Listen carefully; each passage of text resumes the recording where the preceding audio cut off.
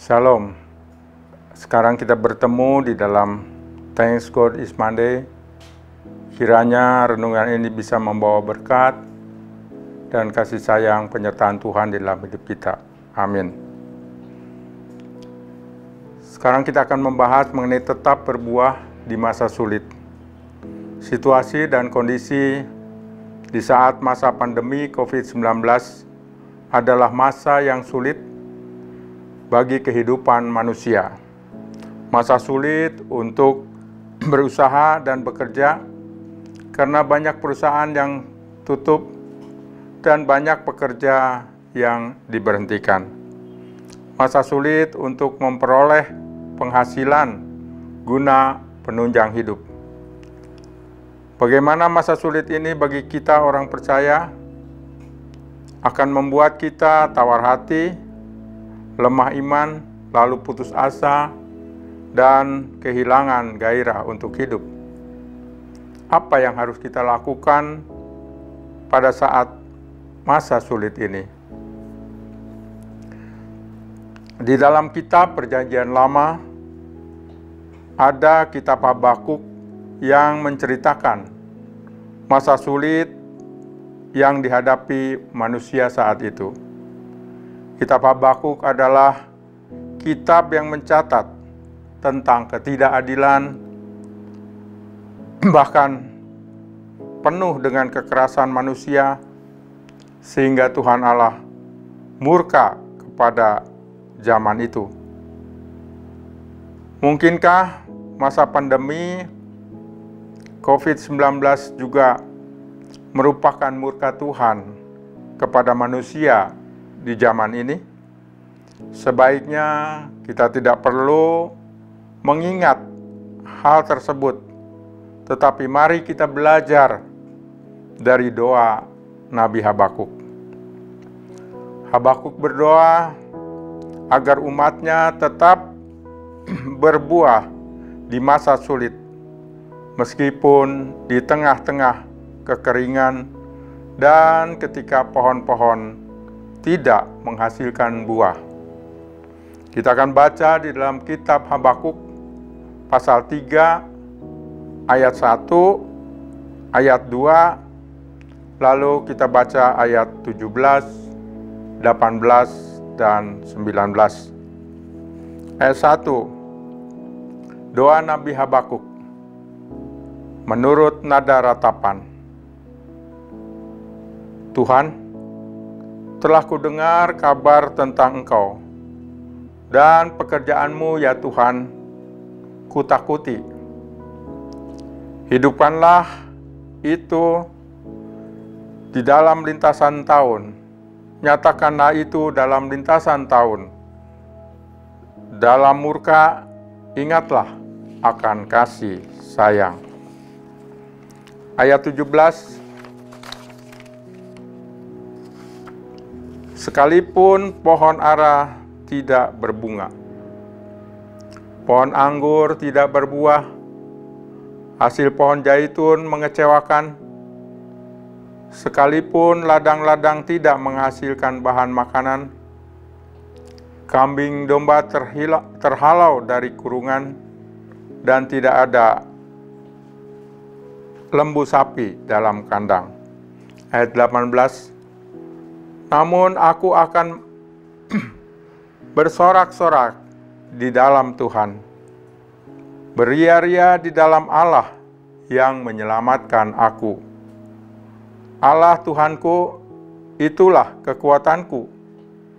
Ia membuat kakiku seperti kaki rusa. Ia membiarkan aku menjejak di bukit-bukitku. Dari ayat-ayat tersebut, Nabi Habakuk mengajarkan kepada kita 3 hal yang harus kita lakukan di masa-masa sulit. Yang pertama, yaitu berdoa kepada Allah. Di dalam Habakuk pasal 3 ayat 1 dan 2. Doa Nabi Habakuk dengan nada ratapan, artinya ia meratap, ia mengerang, ia menjerit, Ia mengeluh akan beratnya penderitaan yang dialami oleh umat Tuhan karena mereka mengalami murka Tuhan sebab kesalahan mereka sendiri yang telah berdosa kepada Tuhan. Tetapi isi doa Habakuk bersifat positif. Pada ayat 2 dikatakan, Tuhan telah kudengar kabar tentang Engkau dan pekerjaanmu ya Tuhan, kutakuti. Hidupkanlah itu dalam lintasan tahun. Nyatakanlah itu dalam lintasan tahun. Dalam murka, ingatlah akan kasih sayang. Bagaimana kita bisa berdoa dengan tetap positif di tengah-tengah situasi negatif? Kita harus bisa berdoa di saat badai hidup mendera. Mohon pengampunan dari Tuhan dan mendapat kasih sayang dari Tuhan. Di dalam Mazmur pasal 50 ayat 15 dikatakan, berserulah kepadaku pada waktu kesesakan. Aku akan meluputkan engkau, dan engkau akan memuliakan aku. Sekarang yang kedua, Nabi Habakuk mengajarkan agar kita fokus kepada Allah. Di dalam Habakuk pasal 3 ayat 17 dan 18, umat Tuhan menghadapi krisis yang berkepanjangan. Bahkan ketika segala usaha ternyata tidak menghasilkan untuk kehidupan kita. Keterpurukan usaha kita untuk menghidupi keluarga makin terasa. Pada saat-saat seperti ini, Nabi Habakuk mengajar kita untuk tidak putus asa. Malahan ia mengungkapkan pengharapannya di dalam doa, di dalam ayat 18.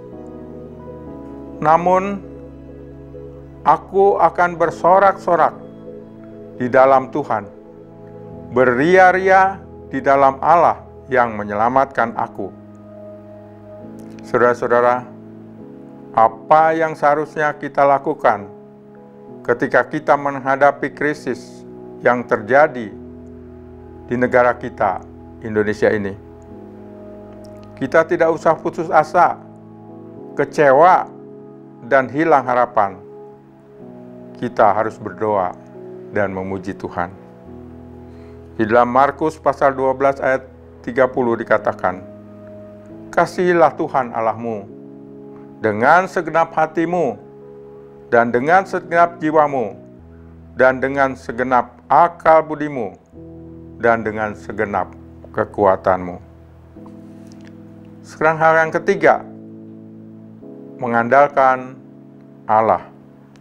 Di dalam Habakuk pasal 3 ayat 19, Nabi Habakuk mengajar bukan saja berdoa dan memuji Tuhan, tetapi juga agar sepenuhnya mengandalkan kuasa Tuhan.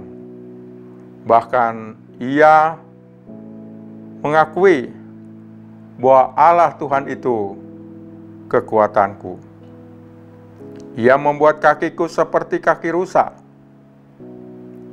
Ia membiarkan aku menjejak di bukit-bukitku. Itu ada dalam ayat 19. Ketika kita menghadapi krisis, siapakah yang dapat kita andalkan? Hanya Tuhan sebagai kekuatan dan pengharapan satu-satunya. Tuhan akan menjejakkan kaki kita di atas segala permasalahan kita. Di dalam Mazmur 136 ayat 2, bersyukurlah kepada Allah segala Allah, bahwasanya untuk selama-lamanya kasih setianya. Maukah kita melakukan 3 hal yang diajarkan oleh Nabi Habakuk ketika kita menghadapi masa sulit. Ataukah kita menyerah saja karena merasa tidak mungkin ada pertolongan? Ada kisah 2 ekor katak yang kurang beruntung. Mereka terjatuh ke dalam sekaleng es krim. Sisi-sisi kaleng itu licin dan curam, sedangkan krimnya begitu dalam dan kental. Tuh, bagaimana ini? Kata-kata yang pertama, ini takdir, tidak akan ada pertolongan. Ia berbicara kepada katak yang lainnya, selamat tinggal sahabatku. Selamat tinggal dunia yang menyedihkan, ungkapnya sambil menangis dan akhirnya tenggelam tanpa daya. Namun kata kedua yang juga terjatuh ke dalam es krim itu langsung mengayuhkan kakinya untuk berenang sekuat tenaga. Sesaat itu katak itu menyeka wajahnya dan mengeringkan matanya yang penuh dengan krim. Setidaknya aku sudah berusaha untuk keluar dari kesulitan ini, katanya. Setelah beristirahat, katak itu kembali menendangkan kakinya dan berenang, tanpa sekalipun ia mengeluh. Beberapa kali dia terus menendang dan berenang, serta meyakinkan dirinya bahwa ia akan selamat. Kayuhan kaki si katak ini lama-kelamaan akhirnya membuahkan hasil, dan larutan es krim itu yang ada di dalam kaleng tersebut lambat laun mulai mengeras. Setelah es krim itu mulai kental dan mengeras, katak itu beroleh pijakan yang cukup kuat untuk melompat, dan ia berhasil keluar dari dalam kaleng tersebut.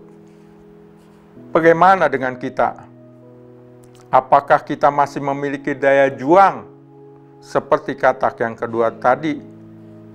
Atau kita malah seperti katak yang pertama, yang mudah untuk putus asa tanpa berjuang lebih dahulu, sehingga dengan cepat dikalahkan oleh keadaan.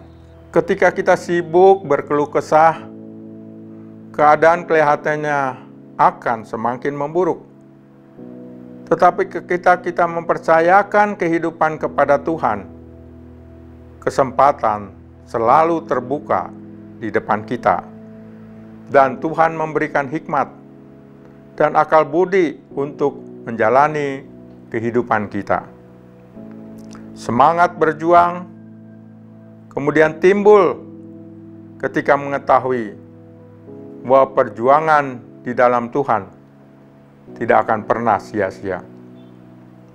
Berpikir positif dan kerja keras adalah faktor penting sebagai penentu dalam sebuah keberhasilan.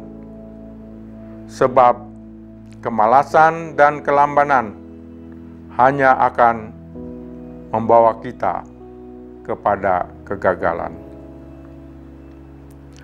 Marilah kita tetap tenang waktu dalam kesukaran, tetap berbuah di masa sulit. Amin. Ayat terakhir di dalam Filipi pasal 1 ayat 21 dan 22a. Karena bagiku hidup adalah Kristus, dan mati adalah keuntungan. Tetapi jika aku harus hidup di dunia ini, itu berarti bagiku bekerja memberi buah. Mari kita berdoa untuk mengakhiri renungan firman Tuhan. Terima kasih Tuhan Engkau memberikan kami bekal untuk kami hidup di dalam masa-masa sulit sekarang ini.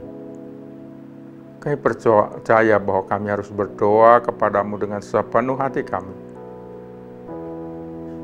Kami harus fokus kepada kasih-Mu yang besar, yang dapat menolong kami. Dan kami hanya mengandalkan Engkau ya Tuhan. Karena itulah harapan kami, tidak ada yang lain. Terima kasih Tuhan, atas firman yang Engkau berikan, menjadikan kekuatan kami dalam hidup kami, tidak menyerah, tidak putus asa, dan kasih-Mu menyertai kami. Terima kasih Tuhan, dalam nama Tuhan Yesus, kami peralaskan doa ini. Amin.